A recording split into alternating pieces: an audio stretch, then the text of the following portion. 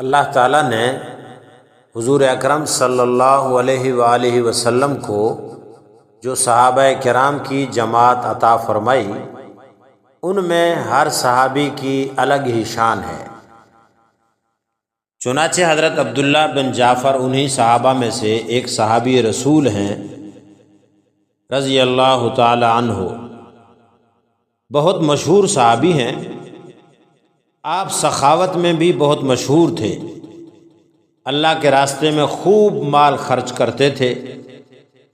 ایک مرتبہ کی بات ہے کہ آپ ٹہلنے کے لیے نکلے، چلتے چلتے کھجور کے ایک باغ کے پاس پہنچے تو دیکھا ایک غلام حبشی باغ میں کام کر رہا ہے۔ کام کرتے کرتے جب وہ تھک گیا تو اپنا کھانا لینے کے لیے چلا گیا۔ کھانا لے کر واپس آیا تو اس کے پیچھے پیچھے ایک کتا بھی اس باغ میں آ کر اس کے پاس کھڑا ہو گیا اور اس کی روٹیوں کو للچائی نظروں سے دیکھنے لگا۔ غلام سمجھ گیا کہ کتا بھوکا ہے، اس لیے اس نے کتے کے سامنے ایک روٹی ڈال دی۔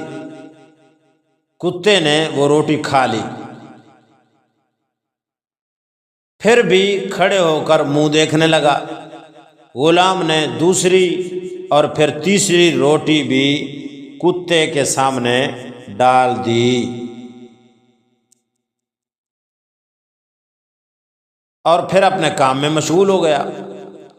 حضرت عبداللہ بن جعفر رضی اللہ تعالیٰ عنہ وہیں کھڑے ہو کر یہ منظر دیکھ رہے تھے۔ آپ نے غلام سے آ کر پوچھا کہ تمہارے لیے کتنی روٹیاں آتی ہیں؟ اس نے جواب دیا 3۔ حضرت عبداللہ بن جعفر رضی اللہ تعالیٰ عنہ نے فرمایا کم از کم ایک روٹی اپنے لیے رکھ لیتے اور 2 کتے کو کھلا دیتے، لیکن تم نے 3 روٹیاں کتے کو کیوں کھلا دی؟ غلام کہنے لگا حضرت اس علاقے میں کتا تو رہتا نہیں ہے، اس لیے ایسے لگتا ہے کہ یہ کتا بہت دور سے آیا ہے اور بہت زیادہ بھوکا ہے، اسی لیے مجھے اچھا نہیں لگا کہ اسے واپس بھوکا بھیج دوں۔ حضرت عبداللہ بن جعفر رضی اللہ تعالیٰ عنہ نے اس سے پوچھا اچھا یہ بتاؤ ساری روٹیاں تم نے تو کتے کو کھلا دیں، آج خود کیا کھاؤ گے؟ غلام نے کہا ایک دن بھوکا رہنا کوئی مشکل کام تو نہیں ہے، اسی لیے آج بھوکا رہ لوں گا۔ حضرت عبداللہ بن جعفر رضی اللہ تعالیٰ عنہ فرمانے لگے لوگ مجھے سخی کہتے ہیں، لیکن آج معلوم ہوا کہ مجھ سے بڑا سخی تو یہ حبشی غلام ہے۔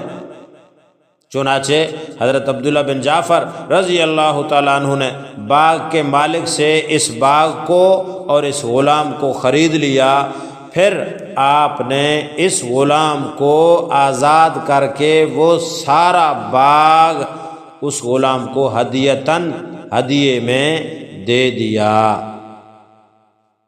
احیاء العلوم جلد نمبر 3 صفحہ نمبر 558، دلائل النبوہ للبیہقی جلد 2 صفحہ 138۔ دوستو اس واقعے سے ہمیں یہ سبق ملا کہ انسان کو سخی ہونا چاہیے، اپنا مال اللہ کی رضا کے لیے خرچ کرنا چاہیے۔ اللہ کو یہ کام بہت پسند ہے،